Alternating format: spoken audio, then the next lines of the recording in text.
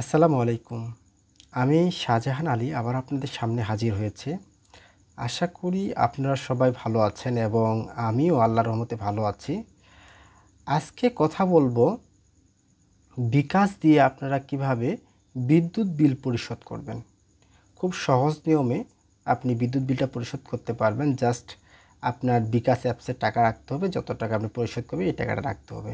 শুরুতে আপনি কি করবেন, আপনার বিকাশ অ্যাপটা লগ ইন করবেন। লগ ইন করার পরে আপনি যে অপশনগুলো দেখতে পাচ্ছেন, এখানে অনেকগুলো অপশন আছে বিকাশের মধ্যে, তার মধ্যে একটা অপশন আছে পে বিল নামে অপশন আছে। এই পে বিলে অপশনে আপনি ক্লিক করবেন।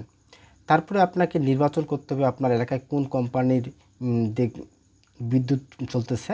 যেমন আমাদের এলাকায় এখানে পল্লী বিদ্যুৎ পোস্টপেড বিদ্যুৎ চলতেছে। সো আপনাকে ওইদিকে কোনো কোম্পানি আছে, ডিসকো, ওয়েস্টজন, ডিপিডিসি, এইগুলো কোম্পানি চলতেছে। এই কোম্পানিগুলো আপনাকে সিলেক্ট করতে হবে যে আপনি কোন কোম্পানির বিদ্যুৎ আপনি ব্যবহার করতেছেন। যেহেতু আমি পল্লী বিদ্যুৎ ব্যবহার করতেছি সেহেতু পল্লী বিদ্যুৎ পোস্টপেডে ক্লিক করলাম।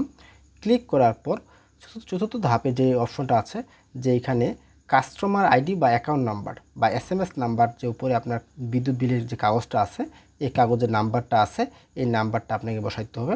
তারপরে আপনি কোন মাসের বিল দিতে যাচ্ছেন এবং মাসটা এবং বছরটা সিলেক্ট করে বসাই দিবেন।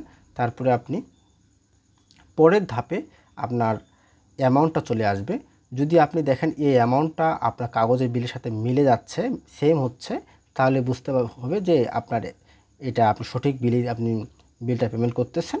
সেটার জন্য তখন আপনি আপনার পিন নাম্বার দিয়ে টাকা ট্রান্সফার করে দেবেন, তাহলে আপনার বিদ্যুৎ বিল পরিশোধ হয়ে যাবে। ঠিক আছে।